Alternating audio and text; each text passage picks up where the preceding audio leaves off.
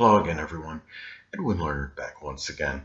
In this YouTube astrological segment, I'm going to be giving you my Aquarius April 2019 horoscope forecast, part 1 of 2. And yes, this does apply and pertain to the sun, moon, and ascendant.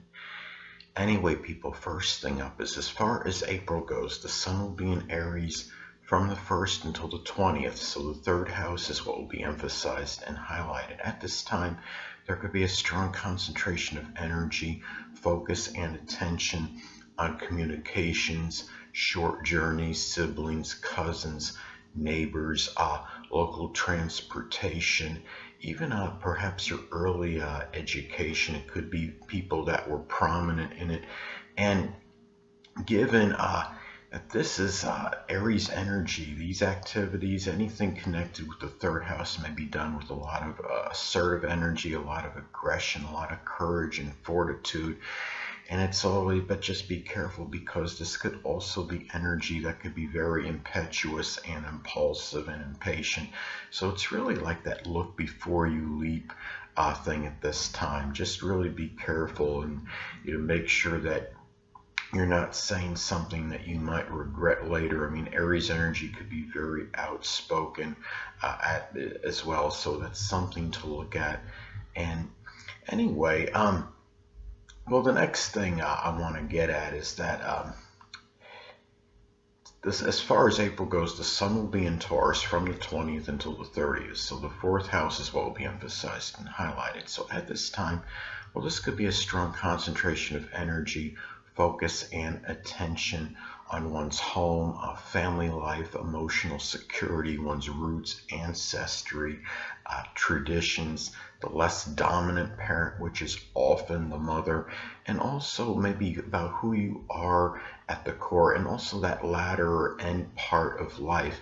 Now, the thing about this is, given that this is Taurus energy, this could be done really with a very methodical manner. These matters may be done very methodically, done in a very plotting and deliberate manner, but very ponderous energy, unlike in contrast to the Aries energy, which of course could be very impatient and impetuous, and also done in a very deliberate manner and with premeditation, but with a lot of prudence and also with a lot of patience and perseverance and persistence. Now, this could also shine the light, so to speak, on a person, on a Taurus person you may feel close to home with. This could be a Taurus sun, moon, or ascendant person, or simply one that embodies Taurus characteristics. So anyway,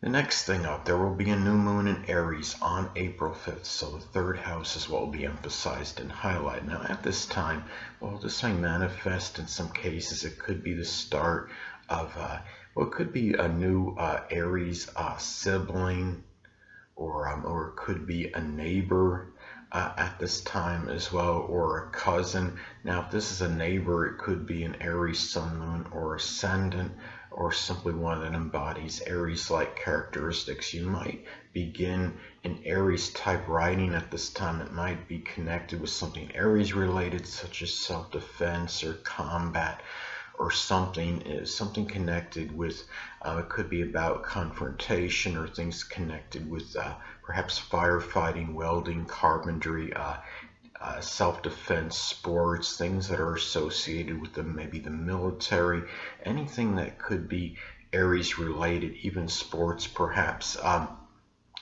And also too, this could be about maybe rekindling a connection from your early education. It could be with an Aries sun, moon, or ascendant person, or simply one that embodies Aries-like characteristics. You might find yourself getting, if you're planning on getting a new vehicle, it might be a sports car. Remember, third house is connected with our local transportation. Could also be the beginning of an adventurous, perhaps short journey. It could be maybe just going on a motorbike, or anything that could be that you might see as something adventurous and action oriented. And also too, this could manifest in perhaps the beginning of being more assertive, more aggressive in terms of your communications at this time, and in matters connected with siblings, with cousins, with neighbors. It could be about taking a leadership role in the community, such as maybe being the head of some neighborhood watch community. So anyway, well, the next thing up is there will be a full moon in Libra on April 19th. So the ninth house is what will be emphasized and highlighted. Now, at this time, you're talking about a full moon in astrology. Full moon in astrology could represent the end or the completion or the culmination of something. This could represent, in some cases, the end of perhaps a Libra, a higher education course. It could be something connected with art, with sculpting, drawing, something with the law, such as becoming an attorney, or a bailiff, a judge, a court reporter. Anything could also be, another example for Libra energy, could be a graphic artist. It could even be about maybe finishing a publication, something that's going to be published that could be Libra related, such as what I had just, examples I had just mentioned. And it could even be something connected with justice at this time, or something about fairness and equality or equal rights. And another thing too is when you're talking about full moon astrology, it could be about when one becomes tired, full, or exasperated at something or someone. This could be a time where you might become tired, full, or exasperated, perhaps it could be superficial, somebody that may have superficial charm, or overly passive, indolent, complacent, or indecisive and ambivalent.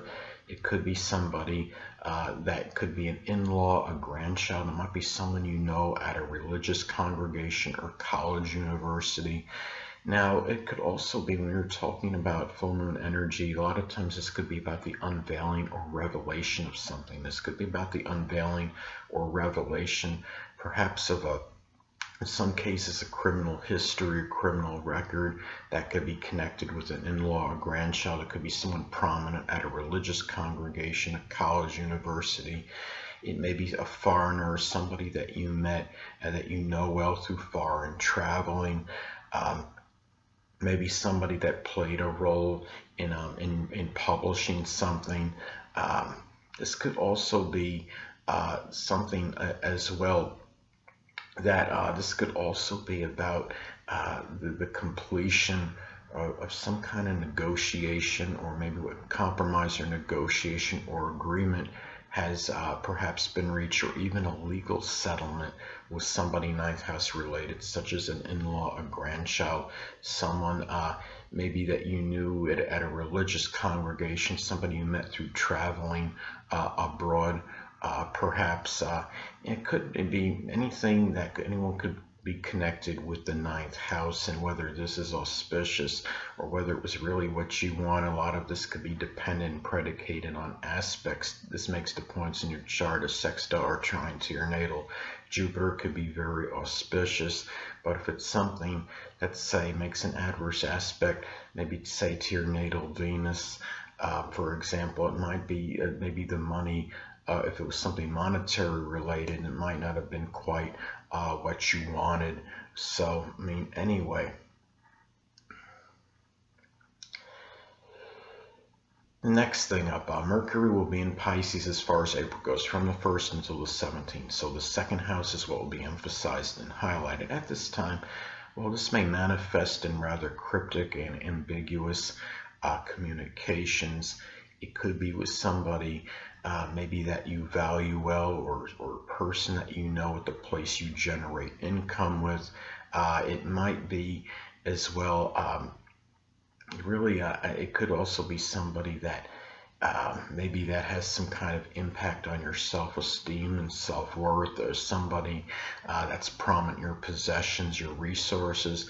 As I've stated in previous videos, Mercury can also be about siblings. This could be about Pisces siblings. It could be Pisces sun, moon, or ascendant people, or simply ones that embody Pisces characteristics might figure more strongly in your possessions, your resources, your self-worth and self-esteem, how you feel about yourself, your monetary situation, and whether they're actually to your detriment or they're beneficial to you. A lot of this could be predicated and dependent on aspects. This makes the points in your chart.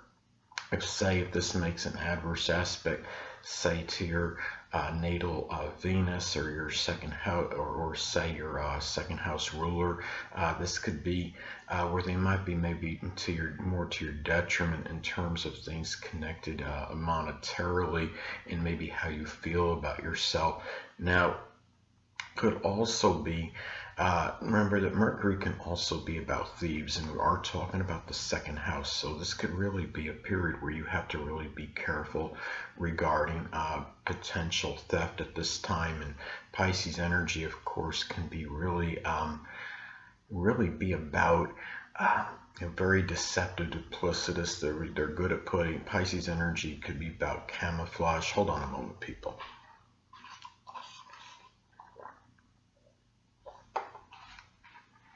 Sorry about that, I'm back anyway. So it's really very important. I mean, you're talking about thieves, and given that it's in this, you're talking about second house energy, of course, this could be very strongly tied into your possessions, your resources, your money. Also, this could manifest in thinking idealistically about really matters with your self-worth and self-esteem and how you can work on that and improve it, and also in terms of generating income and attaining more possessions perhaps and resources. Could also be dealing with deceptive or duplicitous neighbors that might, sadly, they might have some kind of negative impact on your income at this time as well. Remember, Mercury can be connected with neighbors. Now, well, as far as April goes, Mercury will be in Aries from the 17th until the 30th. So the third house is what will be emphasized and highlighted. Now, this could be about having a rather direct, forthright, outspoken communications with siblings, with cousins, with neighbors, people that are prominent in your short journey. This could also be about Aries siblings. It could be Aries sun, moon, or ascendant people, or simply ones that embody Aries characteristics that might figure more prominently in your communications. It could be your short journeys, whether it could be errands or what have you. Maybe matters with your early education, maybe people that were prominent in that. And really, so this could also be, I mean, given that this is Aries energy, you might be talking, I mean, you're talking about the third house energy, you might find yourself being more loquacious, more voluble than usual, and really talking maybe about manifold Aries-like subjects, such as matters connected with self-defense, or matters connected with guns, such as gun control, or maybe the rights to carry one. It could be about Aries type sports such as karate or judo or boxing. Could be matters with firefighting, arson investigation, welding, carpentry, anything that would have maybe sports, even anything that could be Aries related. So anyway, well, last but not least, Venus will be in Pisces as far as April goes, from the 1st until the 20th. So the second house is what will be emphasized and highlighted. So at this time, well, this could manifest perhaps one way. This could be about if you're unattached at this time, Aquarius, you may connect with a Pisces sun, moon, or ascendant person, or simply one that embodies Pisces characteristics. It could be at the place you generate income. It could be someone you wind up valuing strongly, or figures prominently in your money, your self-esteem, your self-worth, your possessions, your resources. This could also be about really perhaps the enjoyment of making money, doing something Pisces related, such as something with the metaphysical, which can include astrology. It could be poetry, dancing, photography, chemistry, pharmaceutical or something with illusions, such as making money as a magician, perhaps anesthesiology, anything that could be Pisces related. Maybe it could even be through something, I mean, just anything that would be connected with the zodiac sign Pisces. At this time too, you may be more susceptible to financial fraud or deception at this time, and you're talking about the second house, so it's important to be very careful at this time and prudent regarding people, regarding matters of a monetary nature at this time, because Venus and Pisces energy, what people can be more susceptible in general to financial fraud and deception and an illusion connected with things of a monetary nature. And obviously you're talking about the second house could really have a detrimental effect on your possessions, your resources, and in your money, obviously, and it also self-worth and self-esteem, because obviously when you're talking about the second house is connected with that, and if somebody is duped monetarily, a lot of times it does affect how they feel about themselves. Oh gee, why was I so gullible, and why did I fall for this?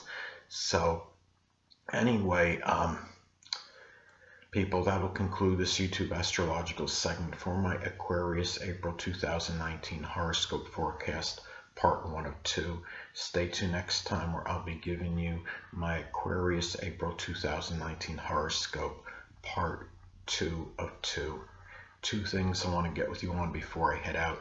Firstly, the stars may impel but do not compel. And secondly, never isolate any single astrological element, aspect, planetary placement, position, configuration, influence, or what have you, and make an analysis of a person astrologically speaking based on this alone, because astrologically speaking, the person is the sum of all their components in their natal chart and not just one. Until next time, people, stay well.